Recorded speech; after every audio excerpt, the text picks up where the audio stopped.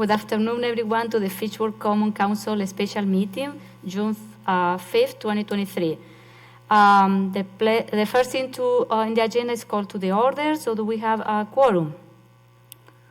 Yeah, you need to do the roll no first. The second is the pledge of allegiance. Please stand up.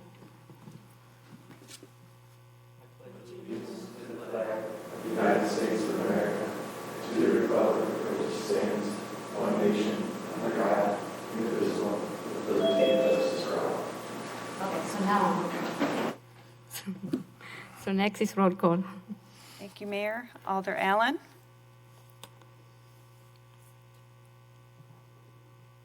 Can you hear me, Jay? Alder Allen. Okay. We'll come back. Mayor Radafrada. Here. Alder Gerhardt. Here. Alder Herps. Here. Alder Jetzer. Here. Alder Maldonado. Here. Alder Strassman. Here. Alder Udell. Here. Alder Wheeler. Here. Alder Allen. No place I'd rather be. You do have a quorum, Mayor. Okay, so next we move to the item action. So do I have a resolution? I move approval of Resolution R11223 as amended per the agenda packet starting on page 20 with the staff modifications. Second. Okay, so any question or no field do you want to, Misty? You want to talk? So what we're doing here is we are bringing the same resolution that we brought in the last meeting. What we did is to change the funding source. We found the money in another GL account that is detailed in the packet. So I don't know if any have any question. Misty is here for answer. And we don't need a 2/3. We need only majority. Oh, David. What is the funding source?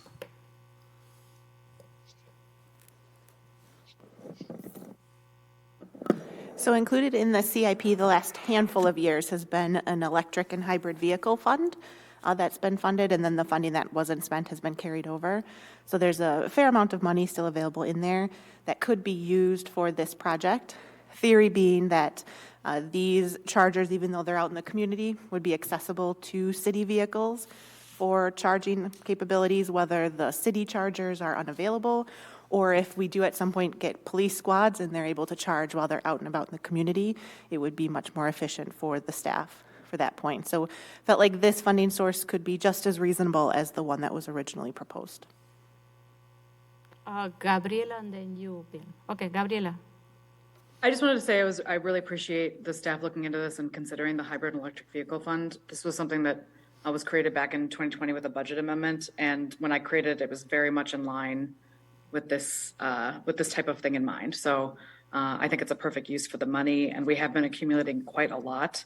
And I believe the last few times, I guess we've purchased 2 electric vehicles in the time since it was created, but those vehicles were both within budget. So we haven't had to tap into this fund even to do that. So I think this is a great use of that funding. Thanks. Bill? Yeah, could I get some explanation on the addition in there that says, the city would be responsible for a 20% match, and then the addition was, which may include the value of parking spaces. What does that mean?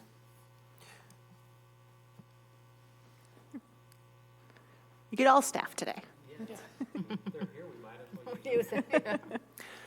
Yeah, so this grant from the U.S. DOT funds 80% of any charging infrastructure that would be built for this grant. Once the ideal locations are proposed between the planning leadership team and the Greater Madison MPO, there will be an RFP for solicitation of anybody who would like to host these stations.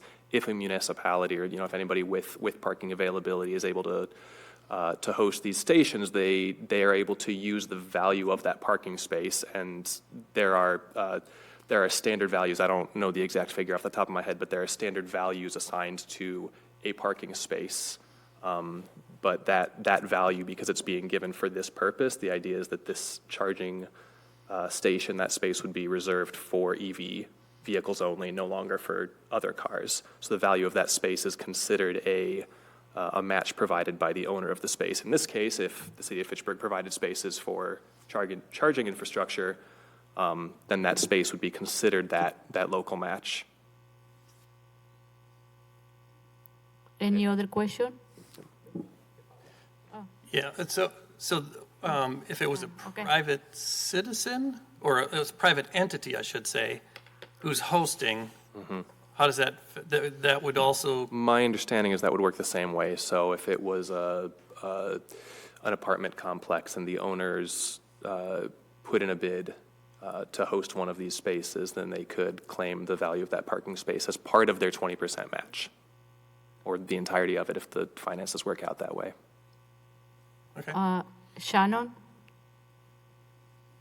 I also kind of want to know too, if you have a charging space, do the people who are using that charging space, do they pay for the electricity as they're using it?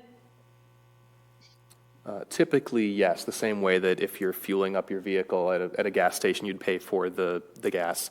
You're paying a usually per hour rate for the electricity. Any other questions? Right. Oh, Dave. Not really a question, just a comment. I'll renew my objection. I try to keep all state and national issues out of council deliberations, but I think it's unconscionable with a $35 trillion debt and the government is printing this money that this is a private initiative. I'm not a climate denier. I'm not a sustainability denier, but I do have confidence in the private sector. And if this is a coming thing, the private sector will make these. Quick Trip will install them. Speedway will install them. If our city wants to install them for our own vehicles, that's great. Or maybe the federal government wants to create something for apartments, whatever. But I think we should stay in our lane. The objection that the money is going to be spent on anyway. You guys can go over the waterfall in the barrel. I choose not to. I think we should stay in our lane, stay focused on what we do. I'm constantly told, don't ask the staff to do things because they don't have enough time. Let's stay in our lane, provide basic services, and private. As this moves along, private industry will take care of this. People in Fitchburg will want to charge their cars at night at home. I just do not see the demand, and also.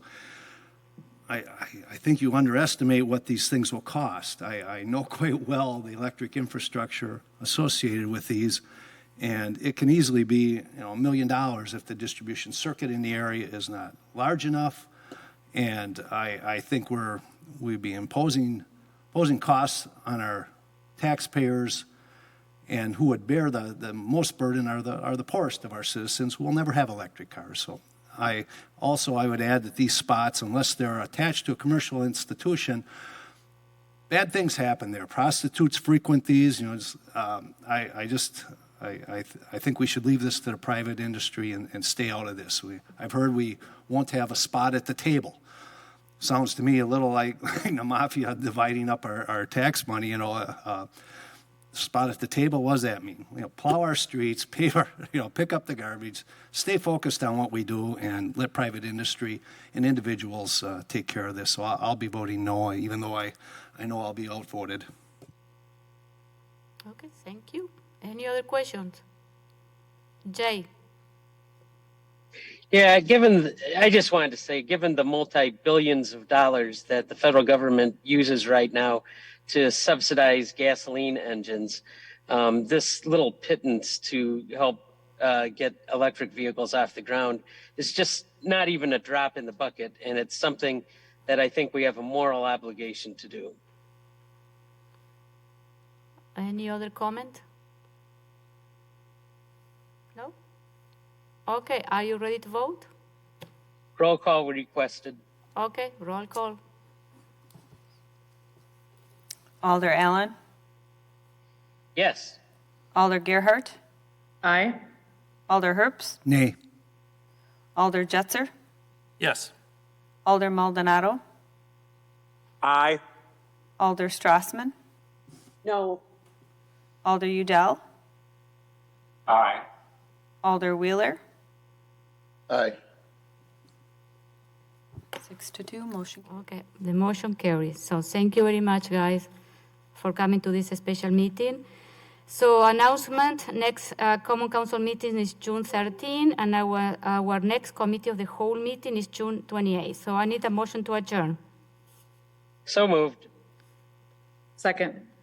All those in favor of adjourning, say aye. Aye. Aye. Aye. Aye. Any opposed? The motion carries. Thank you very much, and see you next week.